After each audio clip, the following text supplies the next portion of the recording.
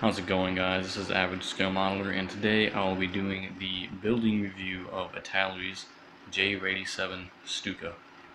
This is the G2 variant with the two 37mm cannons. If y'all watched my previous videos, you'll know that I was having a fair amount of problems with this kit, with the fit issues and all that. To be honest, I was not very happy with this kit. It's my first Italeri kit.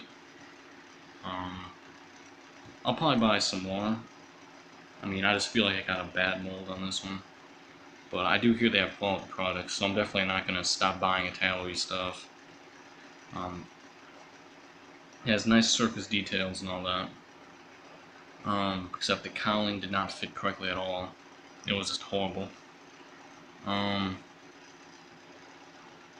Also, the instructions can be pretty vague at sometimes. One example is right here on this.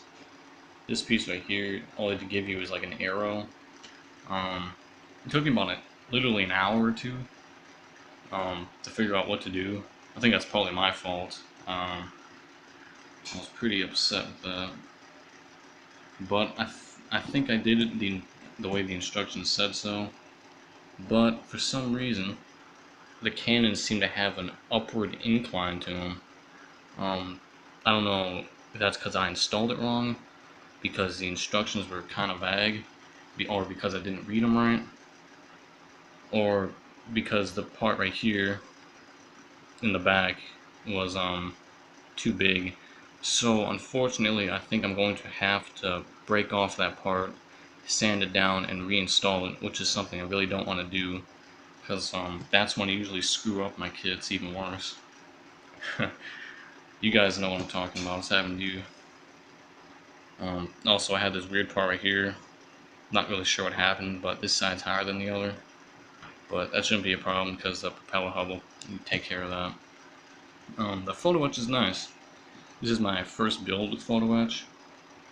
The non-slip surfaces were easy to install, and they had a nice touch. I like them. Also, the faired elevator mass balances of photo etch. Those are pretty good. Not really the easiest to fit, because I had this instant super glue that dries really fast, which I wouldn't recommend for photo etch, now that I think of it, because you really need to get some time to get it in the correct position. So I'll get the slow setting super glue. So I learned that. Landing gear, pretty good. No real complaints. It's a really tight fit. I don't even think I really needed to use glue because the fit was so tight, but I did anyways. Just cause you can see the surface detail somewhat. And speaking of surface detail, on this top part of the cowling, one of these sides, I think it was this side, had the recessed rivets all along there, and it looked really nice.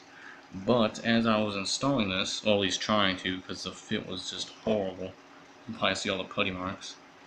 But when I was looking at this side, trying to install it, I noticed that it only had about 2 rivets right there, and the rest of them all the way down here were filled in with plastic.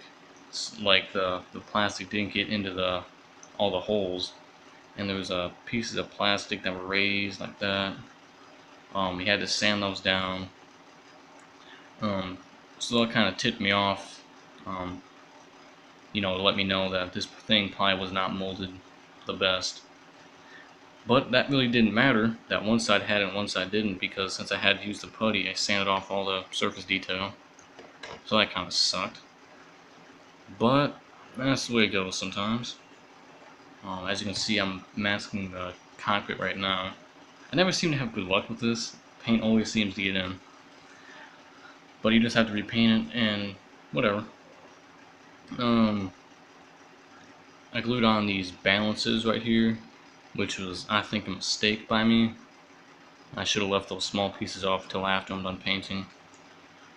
I got a little impatient. That's my bad. Also, I was smart enough to leave the crew entry steps off, because those would definitely break off. So I mean, overall, I give this kit about a 5 out of 10. The only really bad part was the cowling, and I'm not gonna let that ruin the rest of the kit. The rest of the kit really isn't too bad. But I'll give it a 5 out of 10 just because it was a little upsetting. And also, the instructions kind of mix up the numbers. It says one part's supposed to be 12 for the photo etch, and the other one's supposed to be 13. But they have them reversed. I don't really remember what part was. Oh, here we go. Yeah, so it said this part was a 13, and this one was 12. And it said to install number 12, but it turned out it was the other part that was 12, and not the part that it showed in the instructions and on the photo etch. So they mixed up the numbers there, and that also happens on the decals. So be sure to look at the picture of the decals and don't listen to the instructions, because they're going to be wrong. That's another thing. Some inaccuracies in the instructions, which I haven't really seen that before. But I mean, I guess it slipped past the eye of the people making it. But just pay attention, it shouldn't be a big deal. That's about it. If you like this video, hit that like button, subscribe, post your comments in the comment section, and the next video should be the reveal. I have it all painted up. So stay tuned. Catch y'all later. Bye.